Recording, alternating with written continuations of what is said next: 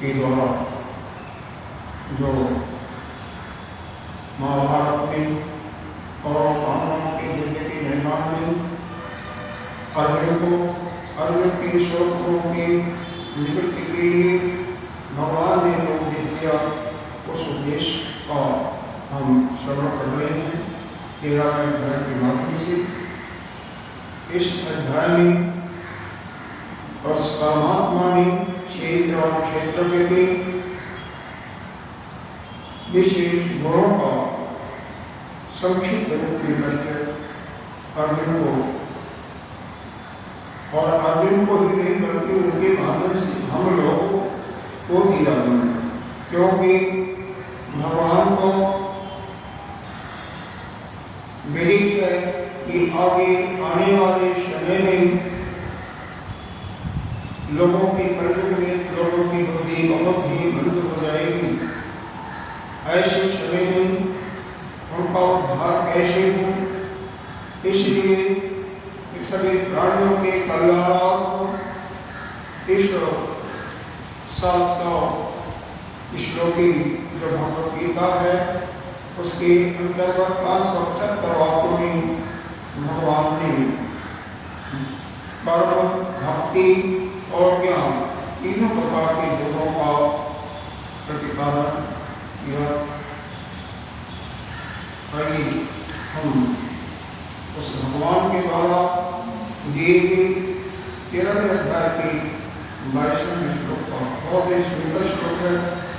कल इस पर थोड़ा विचार भी किया था, लेकिन इस पर अब क्योंकि मेरा विचार ऐसा है कि इसमें कुछ हमारे भाष्यकार जो आदि को शंकराचार्य नहीं हैं, कुछ शब्दों की ऐसी उन्होंने उनके अर्थों को ऐसा प्रतिभाषित किया है कि उसको छोड़ने का मन नहीं करता, वो उनको देखते हुए चलते हैं। उपद्रष्टा अनुमंता च भर्ता भोक्ता ईश्वरः परमात्मा इति च उभयतो देहेऽस्मिन् पुरुषः परः। एक एक शब्दों का जो भगवान ने भाष्य में उनके अर्थों को हम लोगों के लिए प्रतिपादित किया है, उन्हीं को से देखेंगे। उपदेष्टा का यहाँ पर भाष्यकार ने अर्थ दिया है उपमानी शनि, दृष्टा मानी साक्षी रूप से देखने वाला, यानी उपस्थ यानी बैठा हुआ, बैठे बाद भी साक्षी रूप से देखेगा, इसलिए इसका अर्थ भगवान ने बताया। यहाँ पर भाष्यकार ने लिखा समीपस्थ, हमारे शरीर से करीब कौन है, क्योंकि प्राणों को हम महसूस कर रहे हैं तो उनका सबके प्राण है, उसके बाद मन, बुद्धि और फिर अपना आत्मा ही है। तो आत्मा हमारा सबसे करीब से करीब है। उपस्थ समीपस्थ, समीप से समीप। इसका व्याख्या किया गया सर्वदृष्टा स्वयं अप्रतो यथा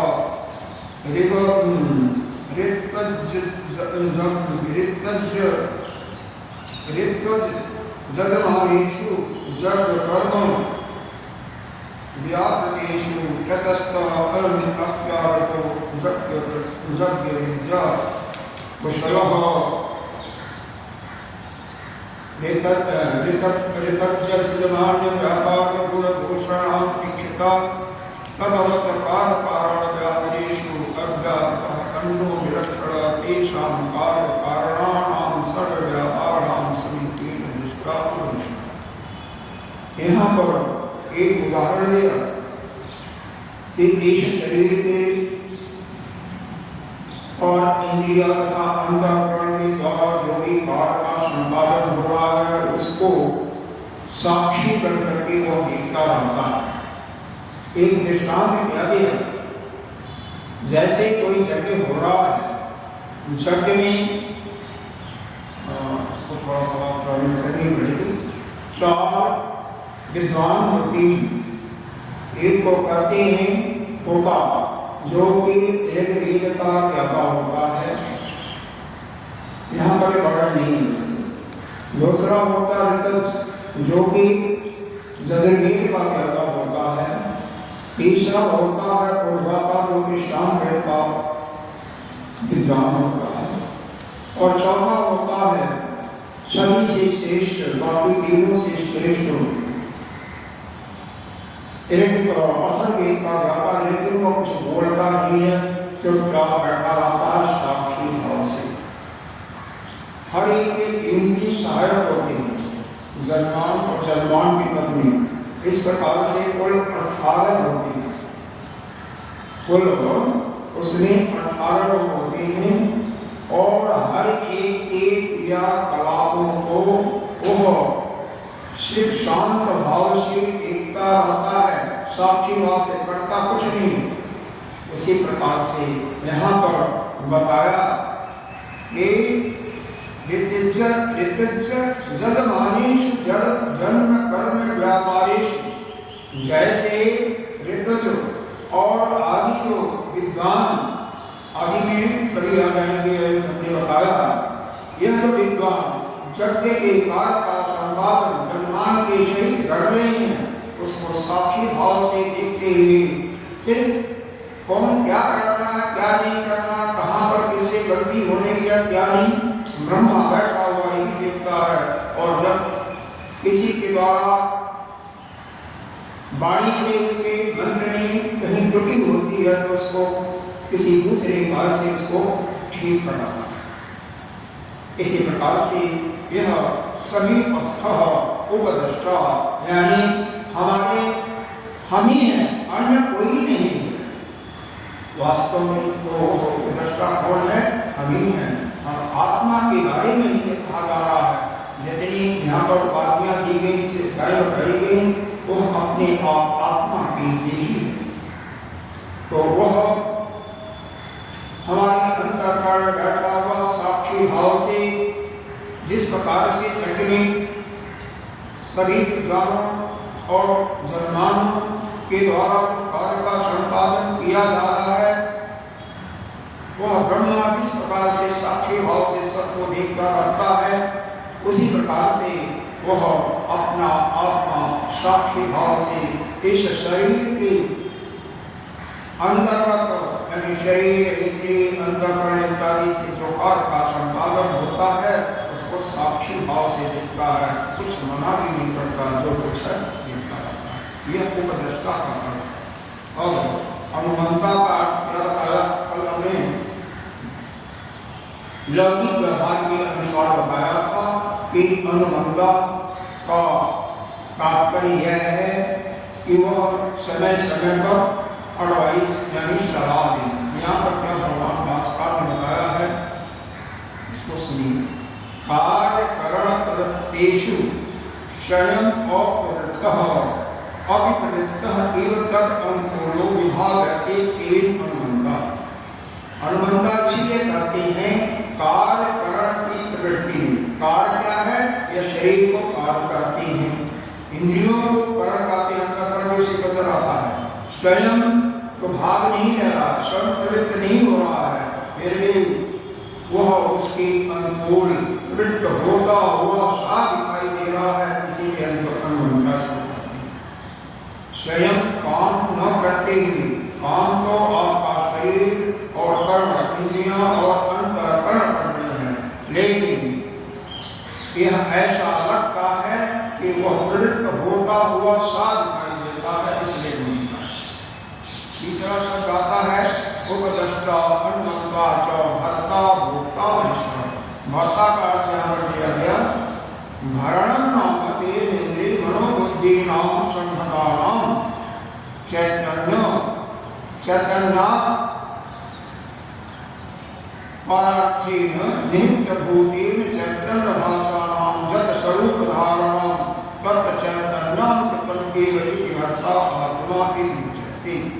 यह चैतन्य स्वरूप जो आत्मा के भोग और अपवर्ग की सिद्धि के निमित्त जो चैतन्य का आभास कहाँ हो रहा है? शरीर में, इंद्रिय में, मन बुद्धि में हो रहा है, तो उनका या उनका धारण करना इसी को भर्ता के नाम से कहा गया, क्योंकि वह आत्मा के द्वारा ही किया हुआ, उसी के शक्ति से यह सब काम करते हैं। यह आपके उपनिषद में ही, उपनिषद में बताया गया ना, पांचों मन के लिए भी, प्राण के लिए भी, कर्मेंद्रिय में वाणी को दिया गया, ज्ञानेंद्रिय में चक्षु और श्रोत इंद्रिय को लेकर के बताया गया। जैश्य मनुष्यो न भवतु जेन आहो मनोमतम् तदेव ब्रह्मं त्वं वेत्ति न इदं जगत् इदं उपासते। वही ब्रह्म है जो आपको शक्ति दे रहा है। जितने भी आप कार्य कर्ण संघात से करते हैं, यानी शरीर और इंद्रिय अंतःकरण से करते हैं, उनको चैतन्य ही वह शक्ति दे रहा है, और वह शक्ति देने वाला ही आपका अपना अपार यानी आत्मा है। वही ब्रह्म है, आत्मा ही ब्रह्म है, इसीलिए उसी को ब्रह्म समझो। तदेव ब्रह्मं तम वेत्ति, उसी को समझो। न जद इदं, जिसकी उपासना करते हुए नहीं है, वह तो उपासना, यह मना नहीं किया जा रहा उसकी उपासना मत करो, उपासना करो, क्योंकि उपासना आपका मन सगुण साकार की उपासना में लगेगा। इसलिए उपासना के हेतु में जिनकी अभिबुद्धि उस परमात्मा तक पहुंचने में अभी प्रखर नहीं हुई है, उनके लिए वही श्रेष्ठ उपासना करें। सगुण साकार की उपासना से बाद में आपको निर्गुण निराकार में बनना होता है, तो लेकिन उपासना करते हैं ठीक है, लेकिन वो ब्रह्म नहीं है, इसको ब्रह्म समझ। भोक्ता का एरिया न उपदेष्टा अनुबंधो च भरता भोक्ता महेश्वर। और भोक्ता का क्या दिया? अग्निश्रव नित्य चैतन्य स्वरूपेण बुद्धि शुद्ध रूप मोहासुका प्रत्याशर्व विषय विषया चित्तात्मकस्ता इव जायमाना विभक्ता विभावन्ते इति भोक्ता आत्मा।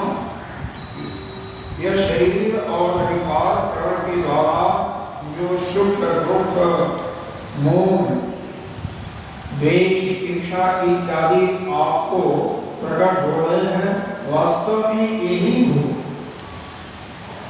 यही प्रतीतियां जो हैं, यही जो आत्मा के अंदर दिखाई पड़ती हैं, इसीलिए उस आत्मा को भोक्ता कहा जाता है। यहाँ पर भोक्ता का अर्थ बाकी जो भोजन हम करते हैं उसको न कर करके जो अलग अलग इंद्रियों से बुद्धि को, मन को सुख दुख देने वाले, राग देश को दिखाने वाले, मोह को बताने वाले जो वृत्तियां हैं, आत्मा द्वारा को प्रतीति में आ रही है, उसी को भोक्ता परिभर्ता कहा गया, भोक्ता कहा गया। फिर महेश्वर का यह तो वही है जो वैसे सर्वात्मक स्वतंत्रवाद वही सर्व का आत्मा होने के कारण वही महेश्वर, सभी का शासन करता, सभी परिषद महेश्वर। परमात्मा का अर्थ कल मैंने बता दिया था, फिर भी इसको सुनी नहीं। परमात्मा का क्या? देह आदि न बुद्धंताम प्रत्यक आत्मत्वेन कल्पितानाम अविद्या परम उपदिष्टत्वादि लक्षण आत्मा इति कहा।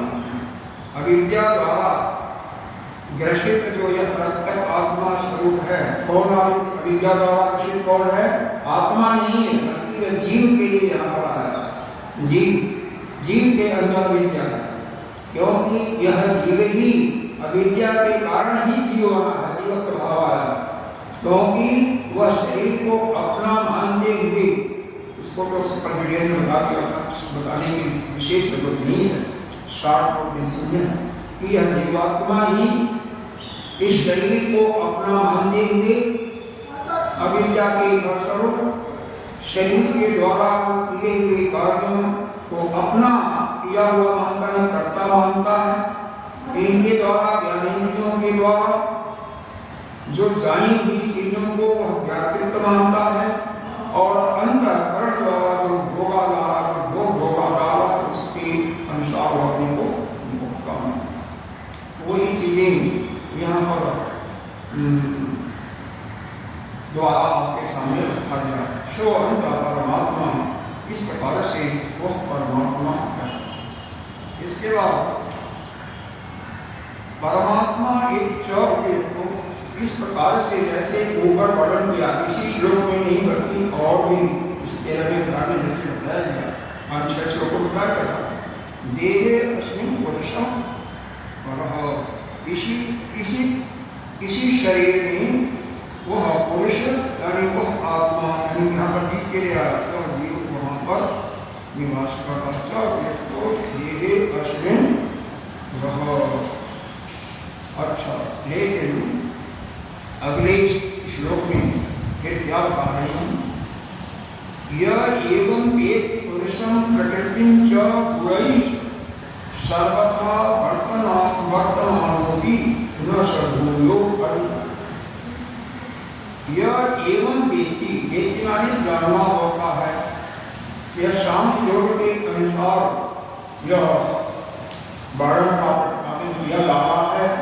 तो सांख्य योग में प्रकृति और पुरुष के दो माने गए हैं। पुरुष एक नहीं बल्कि अनेकों माने गए हैं। प्रकृति भोग स्वरूपा है और पुरुष भोग करता है। तो यह पुरुष का अर्थ यहाँ पर जीवशी है। बस इसी को यहाँ पर आपको समझाना। प्रकृति को समझने के लिए पीछे जो बताया गया वो 6 गुणों से युक्त, 6 क्या थे उसके? 6 उसके विकार थे। इच्छा देश सुखम, क्षेत्र की बात आई थी।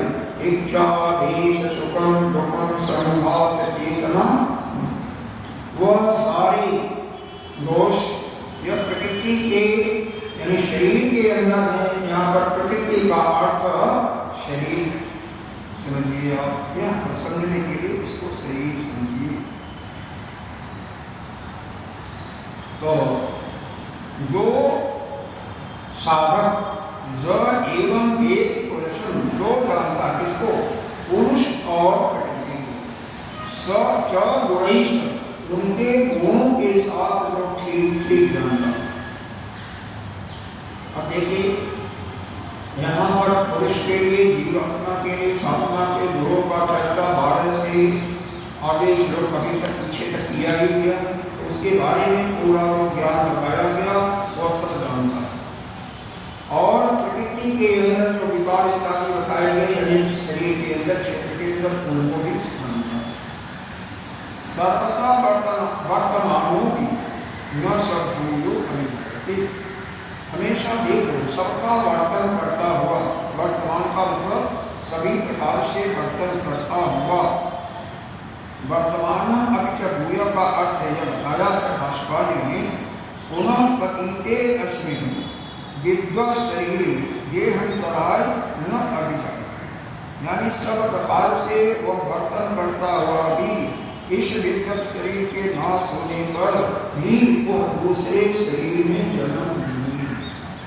कौन नहीं न भूयो अधिकारी, जो इस क्षेत्र और क्षेत्र को यानी जीव को और इस क्षेत्र के शरीर को अच्छी तरह से ठीक जानता है। ऐसे जैसे पीछे बताया, क्षेत्र को यानी शरीर को उसके सभी विकारों के साथ ठीक जानता है और उस जीव को, क्योंकि जीव नाम का कोई चीज है नहीं, वो आत्मा ही है। आत्मा का सारा करता है क्या था, तो उस रूप में जो उन दोनों को ठीक जानता है वह जीवन मुक्त हो जाता है, क्योंकि फिर उसको दोबारा जन्म नहीं लेना और फिर उसका फिर पुनः जन्म नहीं है, पुनः वह संसार के इस बंधन में वो नहीं आता। यहाँ पर आगे जाकर के पूर्व पक्षी ने कुछ प्रश्न किया है, भाष्यकार ने सिद्धांत के रूप में उसका उत्तर दिया है। उसको हम नहीं देखेंगे, क्योंकि उसको देखने का हमें बहुत समय चाहिए, लेकिन जो बाद में निष्कर्ष निकाला गया है उसको सुन। तेषां कथम कहते हैं, यहाँ पर इसका प्रश्न का थोड़ा सा पोषण सुनिए। यद तो उत्तम यथा वर्तमान जन्म आरंभ काल कर्माणि न क्षीयन्ति फल आनाय कृतानि देशति अभिज्ञानी तथा अनारब्ध फलानां अभिकर्मणा क्षयो न कीर्ति। मतलब भगवान भाष्कर ने ही यह पूर्व पक्षी के प्रश्न के उत्तर में बताया जो आपने कहा, यानी पूर्व पक्षी ने जो कहा कि जैसे ज्ञान होने पर वर्तमान जन्म का आरंभ करने वाले फल देने के लिए जो प्रवृत्त होता है वह प्रारब्ध कर्म नष्ट नहीं, वैसे ही जिसका फल आरंभ नहीं हुआ है उन कर्मों का भी नाश मानना युक्त नहीं।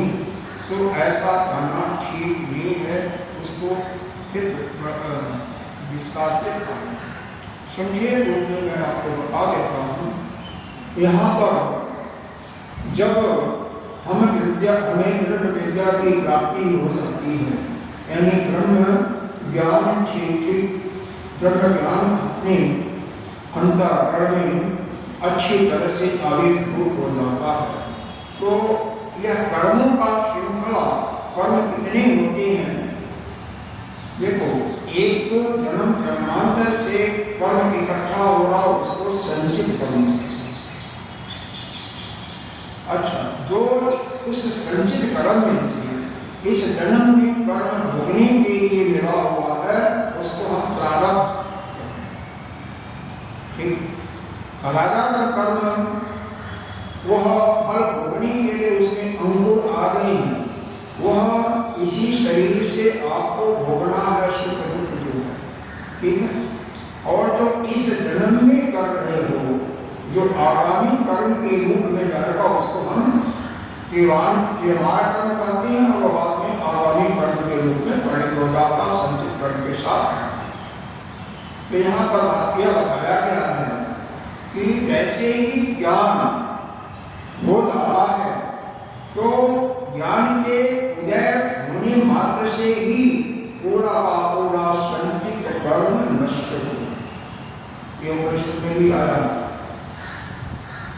शांति में और उदाहरण में दोनों में, तो वह नष्ट हो जाता है, लेकिन प्रारब्ध कर्म नहीं नष्ट होता, क्योंकि वह इस जीवन में इस शरीर में भोगने के लिए मिला हुआ है।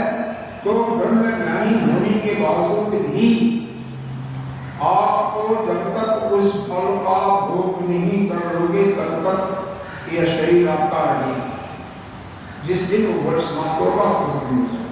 और जो आगामी कर्म है, वो आगामी जो कर्म मतलब इस जन्म में जो कर्म किया है, यहाँ पर तो नहीं उपनिषद में ऐसा बताया गया है कि जो उसके पापक कर्म है, जो आपकी निंदा करता है, आपको गाली देता है, ताड़ना देता है, वो पाप कर्म को ले जाता है, उसको वो भोगता है।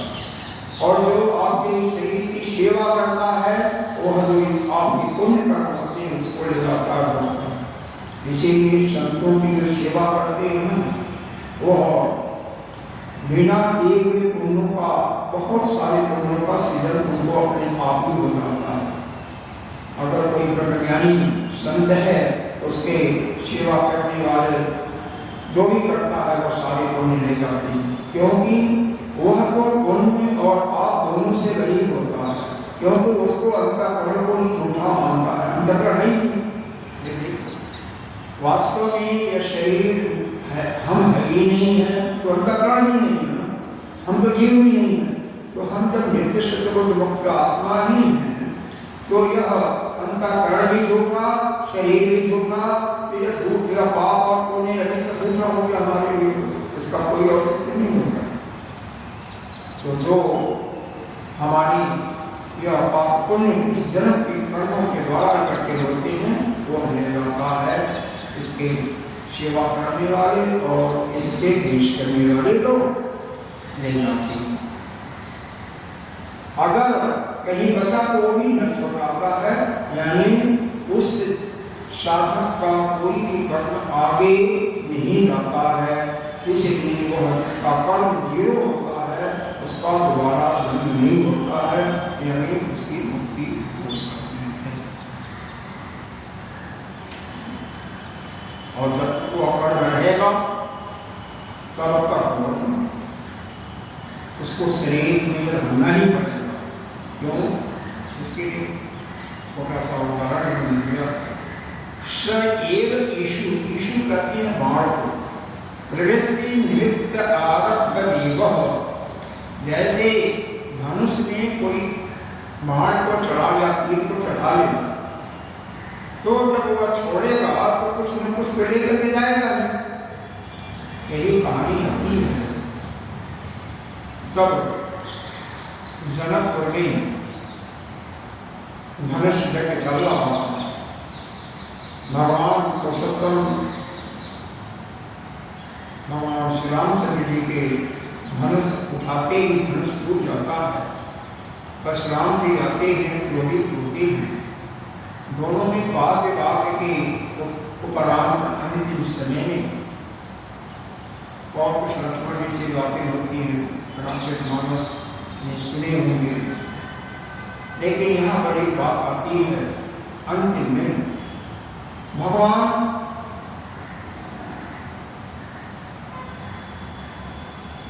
राम जी को परशुराम जी ने कहा तुम्हें मैं तभी परमात्मा जानूंगा, भगवान जानूंगा जब मेरा धनुष तुम चढ़ाओ। जैसे वो धनुष दिए नहीं अभी, जैसे ही वो हाथ में ले करके देना चाहते हैं अपने आप, और धनुष श्री रामचंद्र जी के हाथों में आ जाता है और भगवान धनुष चढ़ा कहते हैं देखो अब यह तीर चढ़ गया है, अब यह तो अवश्य जाएगा, बताओ कहाँ पर मैं इसको छोड़ूं? तुम्हारा जो पुण्य इकट्ठा कर रखा है दुनिया भर का, उसको नष्ट करूं, या तुम्हारी जो सिद्धियां प्राप्त करनी है उसको नष्ट करूं? क्योंकि उनके अंदर सिद्धि है कि एक स्थान से दूसरे स्थान में पल भर में जा सकते थे परशुराम जी, और भगवान की 24 अवतारों में से तो परशुराम जी ने कहा क्योंकि आपका तीर्थ बेकार नहीं जाएगा, वो अमोघ शक्ति है, तो हमारा जो पुण्य इकट्ठा है उसको नष्ट करो। क्योंकि हमारा यह प्रतिज्ञा है कि जिस जमीन को मैंने राजाओं से जीता है वहां पर हम स्वयं नहीं करते, हमें वहां से अलग लाना, तो यह हमारी सिद्धि रहेगी तो हम वहां से दूर चलेंगे। तो भगवान की उनके पुण्य को, और दूसरी बात एक और भी थी, पुण्य पाप इकट्ठा रहेगा तो दोबारा जन्म लेना पड़ेगा, इसलिए पुण्य को भी नष्ट करने के लिए परशुराम जी ने भगवान को, तो यहाँ पर भी वही चीजें बताई गई हैं। स एव ईशु, जैसे यह तीर धनुआ पर चढ़ाया हुआ तीर बिना अपना जो टारगेट है उसका बिना भेदन किए हुए वापस नहीं आता, वैसे ही यह जो प्रारब्ध का वेग है, प्रारब्ध का भी जो अंकुर हो चुका है वह बिना अपना फल दिए हुए, यानी प्रारब्ध जो आपको भोगने के लिए मिला है वो आपको भोगना ही है। इसीलिए आपने बड़े बड़े संतों को देखा है, बड़े बड़े ज्ञानियों को, यद्यपि वह ब्रह्मज्ञानी हो चुके थे लेकिन कितना बड़ा कष्ट उठाना पड़ा। और स्वामी अखंडानंद जी को लेकर उनको अंत में गले का कैंसर हो गया, रामकृष्ण परमहंस को भी ऐसे कैंसर हो गया,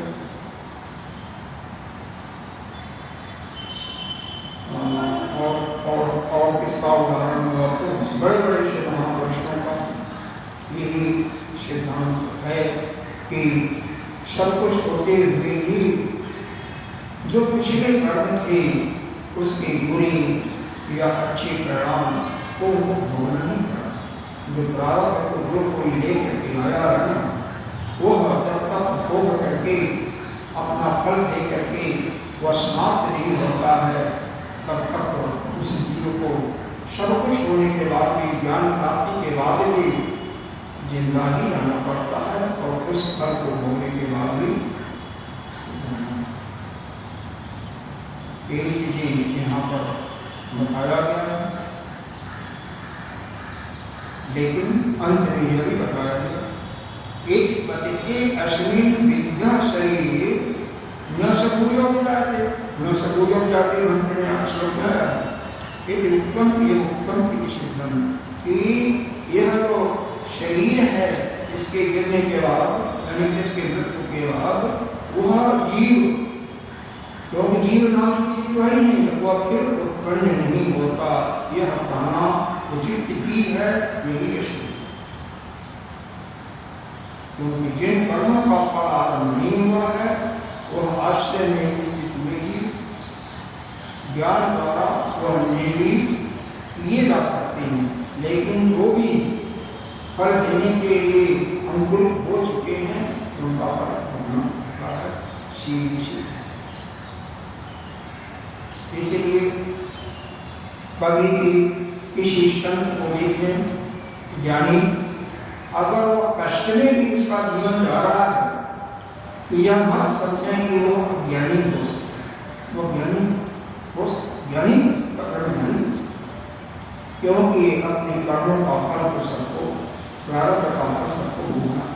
सब कुछ होने के बाद भी अपने स्वरूप में से होता हुआ भी ठीक है, उसको मालूम नहीं होगा, लेकिन आपको प्रतीति होगी उसके शरीर में नाना प्रकार के कष्ट।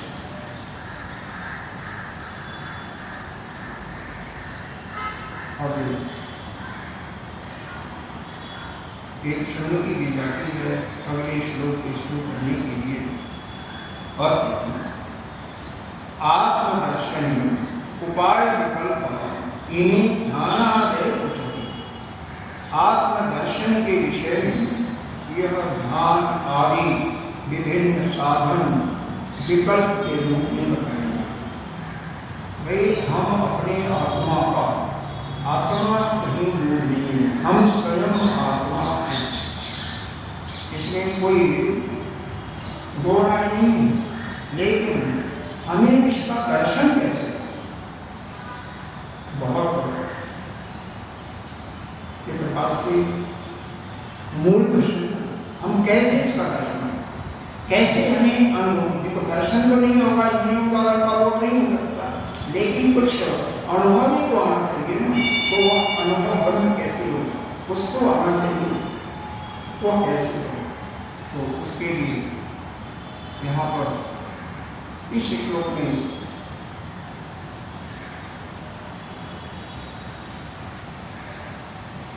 तीन चीजें बताई गई हैं, और एक 25वें श्लोक में भी एक बातें बताई गई हैं।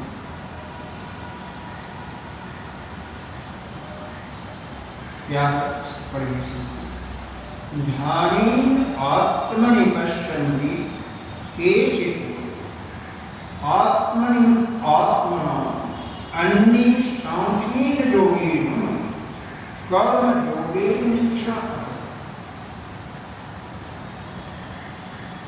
इस श्लोक का शाब्दिक अर्थ यही है, पुरुष योगी या साधक के लिए ध्यान के माध्यम से अपने आत्मा का अनुभव, संत का मतलब अनुभव करना, देख तो सकता नहीं कोई, तो देखना यहाँ पर कोई मतलब नहीं है, क्योंकि यह जो हमारे चरण चक्षु है इनके द्वारा वह इसके क्योंकि बताया गया पीछे बता हुआ कि और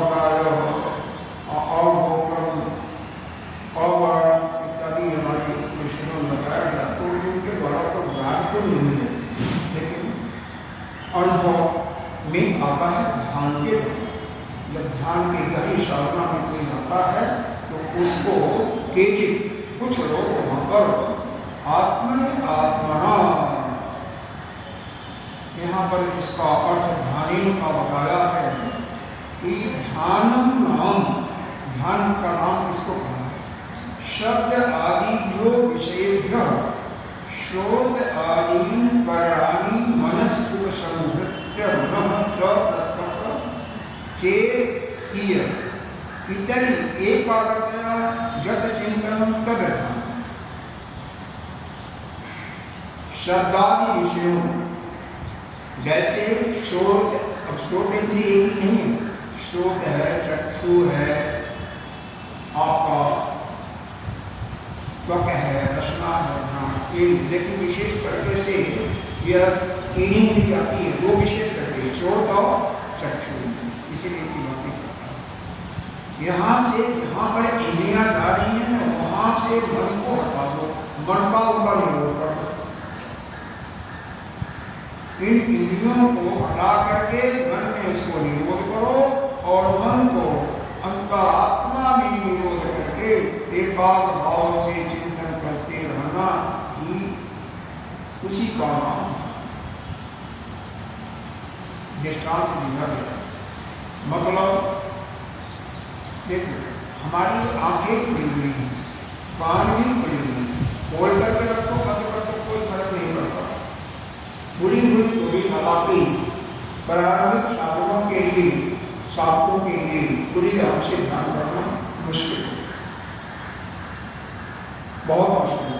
इसीलिए आंख बंद करते हैं कोई ऐसी बात नहीं है। जो साधक प्रवीण हो जाते हैं, उच्च कोटि की साधना में चले जाते हैं, वो आंखें खोल करके ध्यान कर सकते हैं। वो काम आंखें खोल करके करें, बंद करके करें, कोई बात नहीं। तो मुख्य बात यह है कि यह जो हमारे इंद्रियों का विषय है, जहाँ पर स्वभावतः जाती हैं, वहाँ से उनका निरोध कैसे करें? मन उनके साथ नहीं जाएगा तो अपने आप किसी विषय का तो भोग कर ही नहीं सकती। और मन का भी निरोध कर दीजिए, मन को निरोध करके आप कैसे करेंगे? मन के द्वारा उस अपनी आत्मा का जो आपके शुद्धि में बताया गया है या महावाक्य, इसलिए चिंतन करते हैं। चिंतन करते करते आपका मन केवल वहीं पर लगा रहे, लगातार मन एक स्थान पर ही है, चिंतन ही कर रहा है और किसी भी इंद्रिय के साथ मन नहीं लगा है। यानी इंद्रियों के विषयों से जो वृत्तियां आ रही हैं उनका पूरा निरोध। मन में जो वृत्ति स्वभावतः उठती है, क्योंकि मन को आपने खिलौना दे दिया और मन उसके लगा हुआ है, तो उस वृत्तियों पर भी मन नहीं रहेगा, तो मन से चित्त से वृत्तियां नहीं उठेंगी, तो केवल वह ब्रह्माकार वृत्ति रहेगी जो भगवान के भक्त हैं और भगवताकार वृत्ति नहीं। ध्यान सिर्फ वही लगा हुआ है, उसी को ध्यान।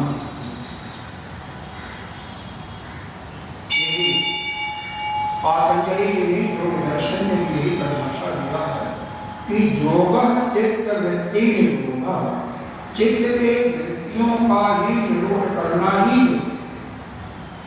तो होगा क्या? ततो दृष्टा स्वरूपे अवस्थानम। अगर ऐसा वो करेगा, वह दृष्टा के रूप में जो जीव है वह अपने स्वरूप में स्थित हो जाएगा।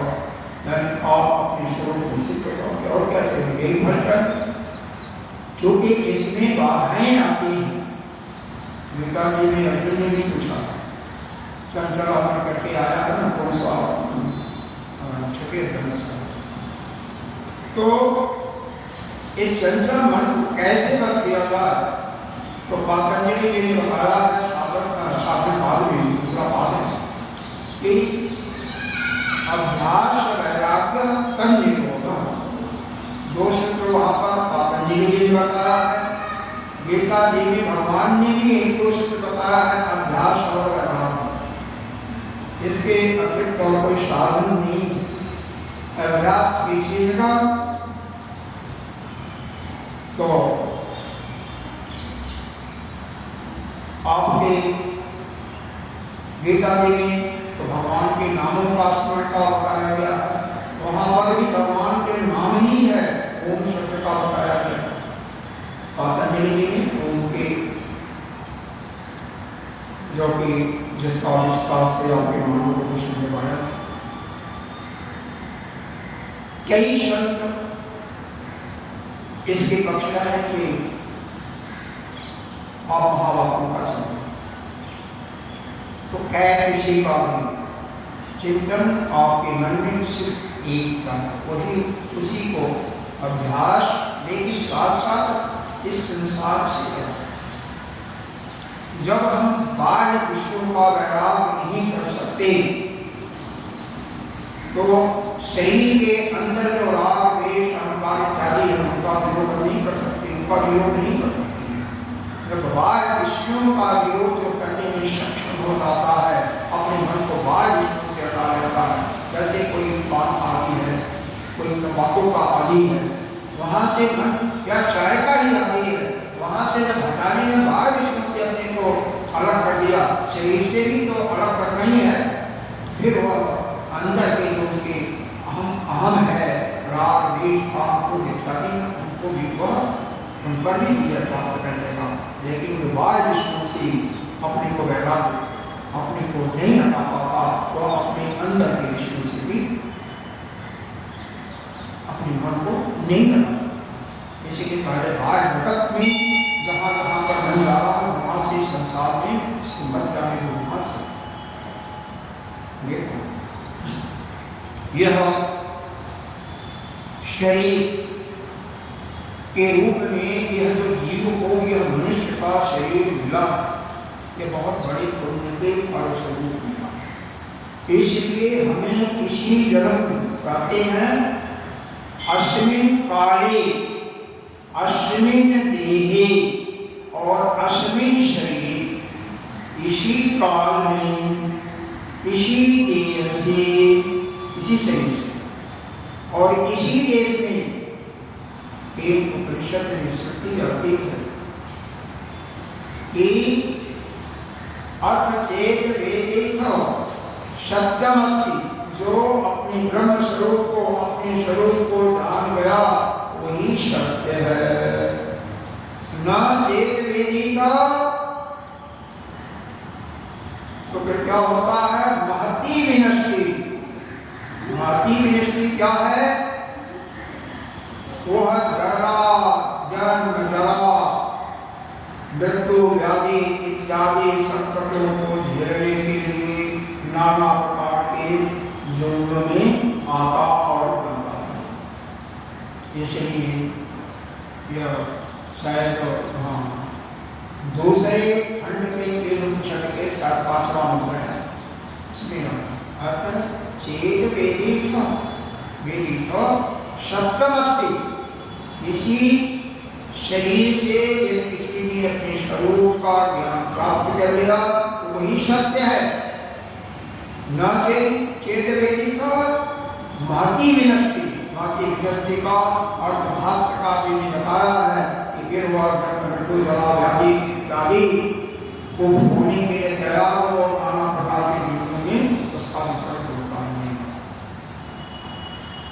तो हमें इस गीता के 13वें अध्याय में पीछे के जो मंत्रों में 22वें मंत्र में जो बताया गया, इस क्षेत्र और क्षेत्र को शरीर और प्रकृति को ठीक ठीक जान करके वह हमको जो जान रहा हमें इसको जानना ही चाहिए। जीव क्या है और यह शरीर क्या है, क्षेत्र क्या, दोनों को अच्छी तरह से पुरुष और प्रकृति के नाम में बताया गया है। तो उसको ठीक ही समझ करके इसी देह से इसी समय, क्योंकि कब मृत्यु होगी कुछ पता नहीं होता, इसीलिए बताया गया अस्मिन् शरीरे अस्मिन् काले, इसी देश में अस्मिन् देश।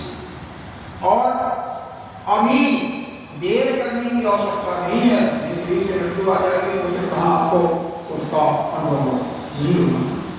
तो यहाँ पर पहला माध्यम बताया कि ध्यानेन आत्मनि पश्यति, ध्यान के द्वारा उस आत्मा का अनुभव करना। कैसे? केचित् आत्मनि बुद्धि के द्वारा आत्मनि, मतलब आत्मा के द्वारा आत्मा का अनुभव, इसका मतलब जीव के रूप में या बुद्धि को लेने, बुद्धि के द्वारा उस आत्मा का। देखिए अब यह रही कि ध्यान के गहराई में भी ध्यान।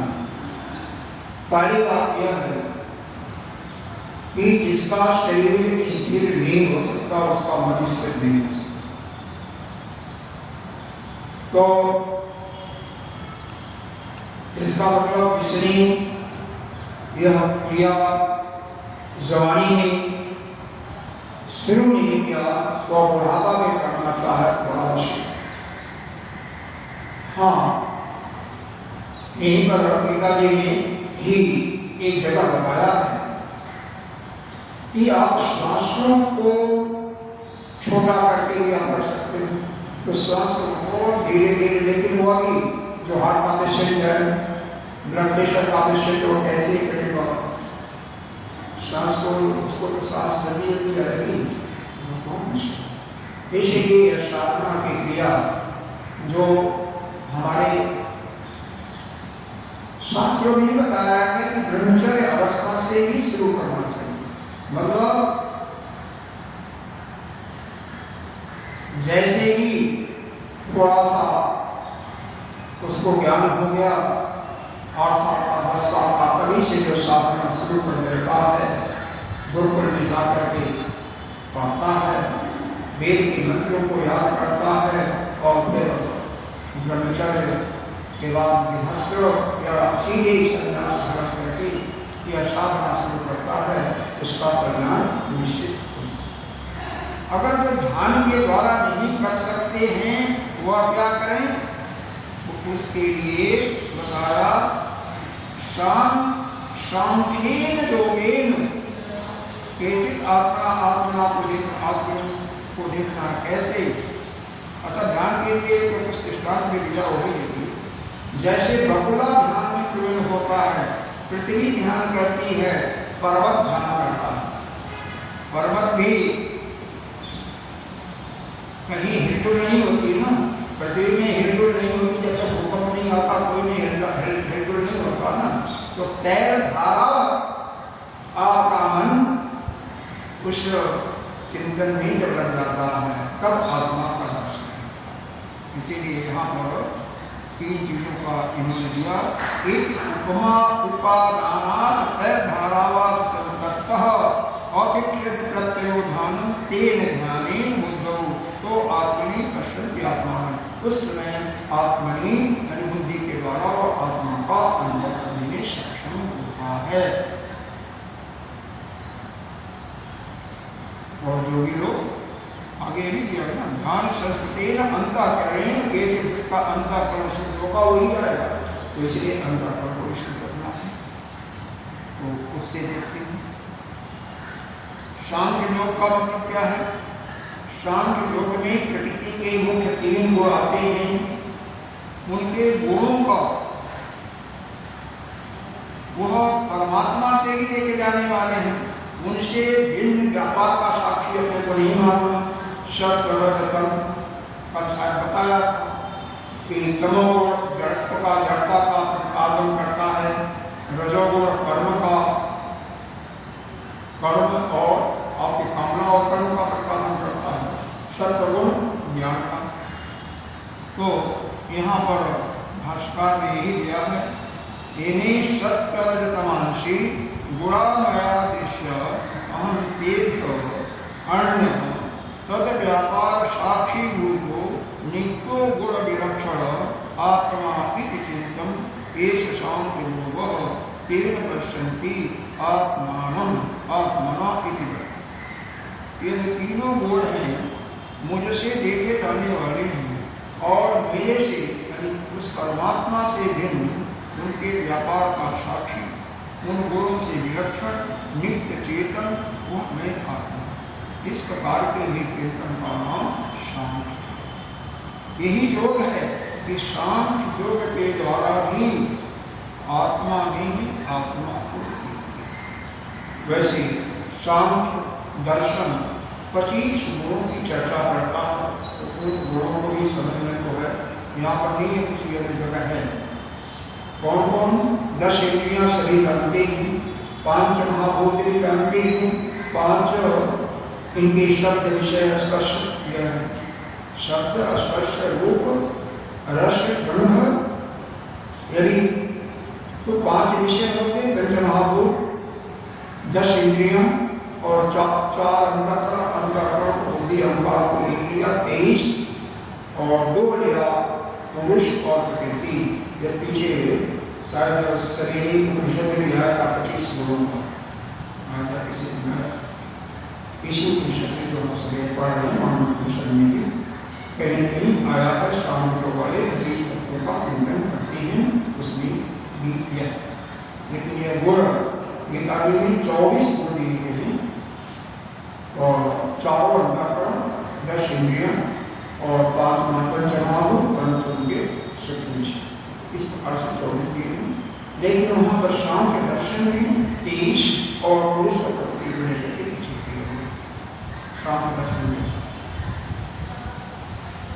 तीसरा कर्मयोग वाला, 2 मिनट में इसको भी सुन।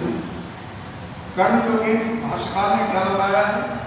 कर्म एवं योग ईश्वर अर्पण बुद्धि अनुष्ठान, ईश्वर अर्पण बुद्धि के द्वारा शास्त्र के अनुसार जो यज्ञ इत्यादि करता है, सत्य शुद्धि ज्ञान के अनुसार केवल अंतःकरण को शुद्ध करने के लिए, उसके माध्यम से भी वह आत्मा से ही आत्मा को देखता है।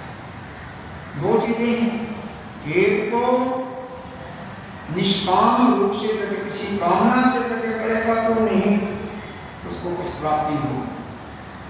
दूसरा, सत्य केवल शुद्धि और ज्ञान उत्पत्ति की इच्छा होना चाहिए, कोई भी कामना नहीं होना चाहिए। और दूसरा, उसकी बुद्धि जो हो वह ईश्वर अर्पण बुद्धि हो, अपनी बुद्धि को ईश्वर परमात्मा से पूर्ण रूप से युक्त कर दे, यानी परमात्मा का पूरा आश्रय लेकर के उनके शरण में रख करके जब कोई अनुष्ठान करता है जब इत्यादि का, तो उसके माध्यम से ही वह आत्मा के द्वारा आत्मा का ही दर्शन होता है।